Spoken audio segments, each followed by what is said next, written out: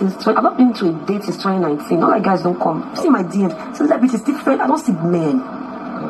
You don't understand. I don't know who's proud. I don't see men. It's not fine. If you see my ex-boyfriend, he's a fucking basketballer. I'm telling you, it's not fine. I don't see boys. But at the same time, it's not bad.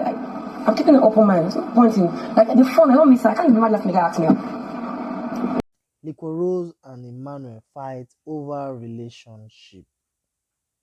A lot has occurred between Liquorose and Emmanuel in the house ever since she found out that Emmanuel nominated her as the wild card.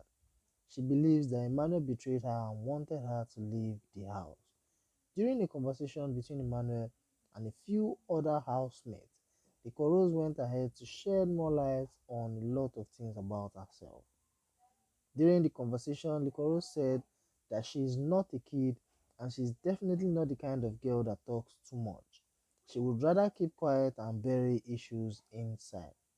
She explained that she hates disrespect a lot. She hates it when people disrespect her because she's not trying to be pompous.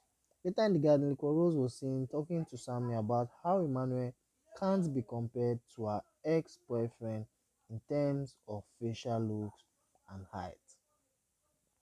According to her, a lot of male celebrities have been in her DM asking for a relationship, and she hasn't been in a relationship since 2019.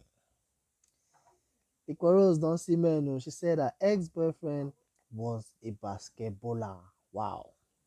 So guys, currently the ship between Liquorose and Emmanuel is shaky. Guys, what do you think about this? Let me know your thoughts in the comment section below.